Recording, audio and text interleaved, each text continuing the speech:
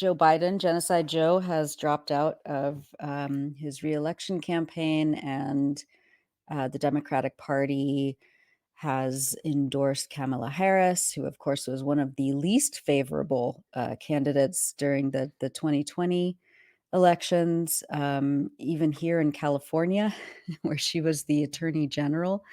I think she had something like a 2 or 3% approval rate. So apparently she's going to be the Democratic Party's nominee in November. What are we thinking? What are your quick reactions, Ali? Oh, well, I mean, there's, of course, Genocide Joe, the fact that he was being called Genocide Joe meant that the Democratic Party has alienated large segments of its core constituency who are just revolted by his role in this genocide. So there's relief that they're switching him out for Kamala.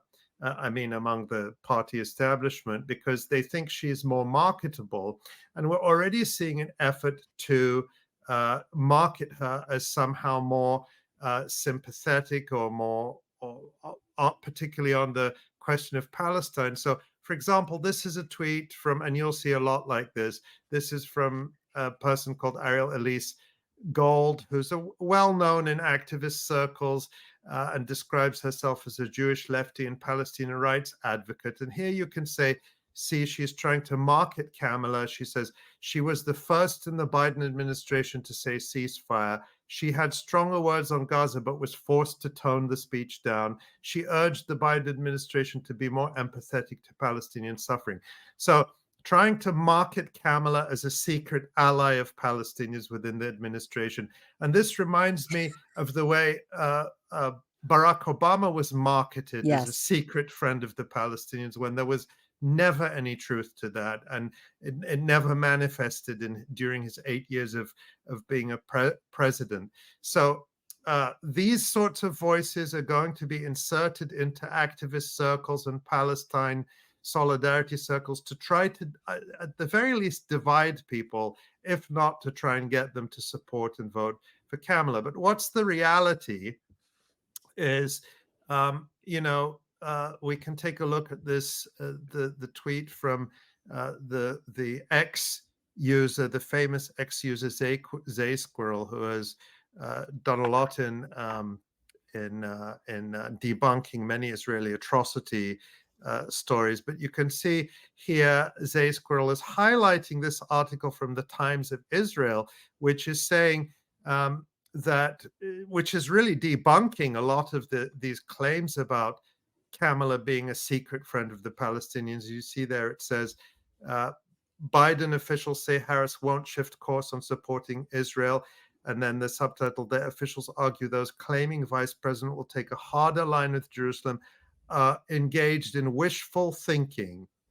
And then you also see an excerpt from that article, because there's been a lot of hullabaloo that she's not going to preside over today's session in Congress as vice president. She's also president of the Senate.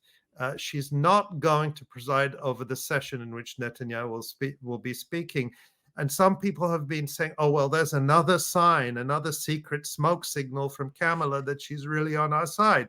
And as the article says, quote, her travel to Indianapolis on July 24th, meaning she won't be in the Senate, should not be interpreted as a change in her position with regard to Israel.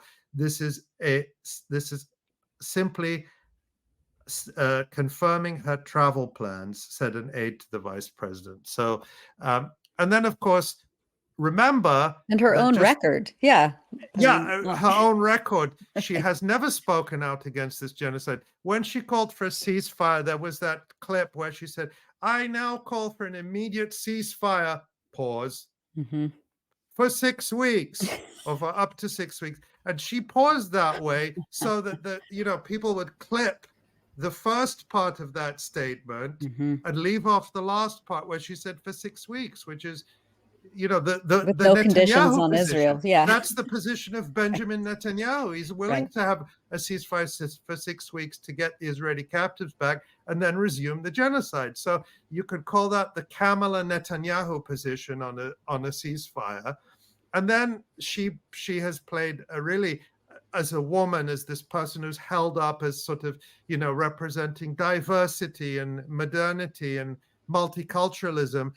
She's played a pernicious role in spreading and disseminating the mass rapes hoax, which we have debunked so many times on this live stream. So if we look at that story we published here a few weeks ago about an event that Kamala hosted at the White House to Right. screen Sheryl Sandberg's fraudulent film pushing the mass rapes hoax. That film, you'll remember, Screams Before Silence. We did a full debunking here.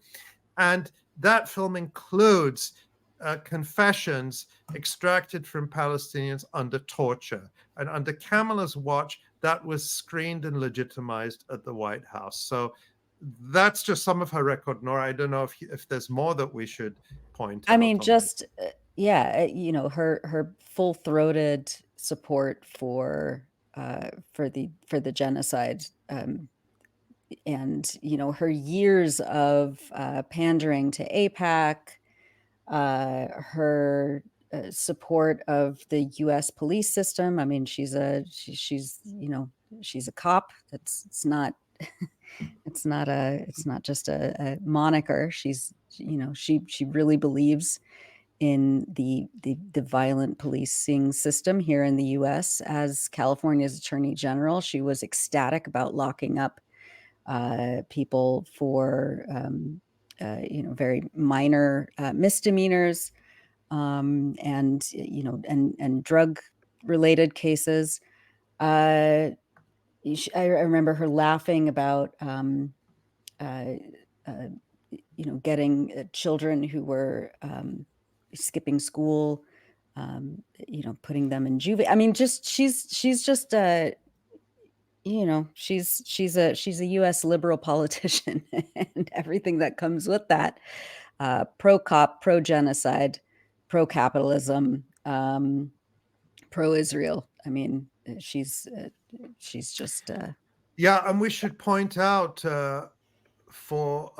because I know that we want to move to the final things, but our colleague Michael Brown has this fantastic piece that I'll drop in the chat here that is headlined "Kamala Harris Won't Stand Up to Netanyahu in Washington," and it details some of her record going back quite a few years on her strong, full-throated support for Israel, her speeches to APAC, the Israel Lobby Group, and so on. So there's more of that there. Yep. Yeah. Don't get fooled. She is exactly. Well, at least buyer beware, because people. Exactly. The point is, again, we're not here to tell people how to vote or whether to vote. That's not our role. No. Our role is to give people evidence. I wasn't going to say information, but I don't want to sound like what's his name, Jeffrey Gettleman. We give people evidence, and you make up your mind, and right. Evidence that you have to keep in mind when you see people trying to market Kamala to you as something she's not, in order to try to win over supporters of Palestinian rights. Right. Well, finally, Netanyahu is, I think, right now speaking to Congress. There was a lot of commotion by self-proclaimed progressive members of Congress saying that they're going to boycott the speech. But there he is. What do we want to say about that? Just very, very quickly, I just want to, point out that we had a couple of tweets, one from AOC Alexandria Ocasio-Cortez and from Bernie Sanders. Right. Tamara, it looks like I forgot to give you the Bernie Sanders tweet, but you may have it. And she's condemning Netanyahu as a war criminal and saying she will be boycotting his address. But remember, less than a week ago, she was, all in for genocide Joe Biden and telling Right. people you have to vote for Joe Biden, you have to support Joe Biden.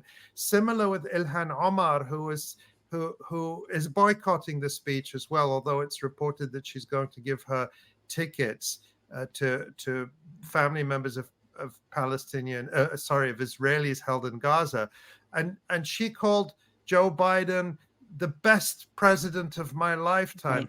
The one man who has the power to stop this genocide. And there you see Bernie Sanders' tweet. Very simple. He says Netanyahu is a war criminal. He should not be addressing Congress. But Joe Biden and Kamala Harris are the two people who could stop this right now, but instead have chosen to continue the round-the-clock airlift of baby buster bombs to Israel to continue this slaughter. So just the incongruence, the cognitive dissonance, the hypocrisy of saying, oh, Netanyahu is a war criminal, while at the same time cheerleading for the people who make these war crimes, who make this genocide possible. Netanyahu couldn't have slaughtered all those children without Joe Biden and Kamala Harris. That's the bottom line. Thanks for watching this video. Please subscribe to our YouTube channel, hit like, leave a comment. These engagements help us with the YouTube algorithm, and it helps us to get around Silicon Valley censorship as much as possible. It does make a difference. You can also support our journalism by going to electronicintifada.net and clicking on donate now. Thank you.